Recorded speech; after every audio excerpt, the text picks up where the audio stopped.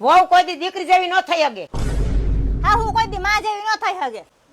અને આ બે ની માથાકૂટમાં અમારા જેવા શાંતિથી ન રહી શકે. તને ઘી લેવા મોકલો તો. હા હા બા ઘી લઈ આવ્યો હું. તને એટલે હાસુ ઘી લેવા મોકલો તો. અરે બા આ વેણુ નું હાસુ ઘી છે.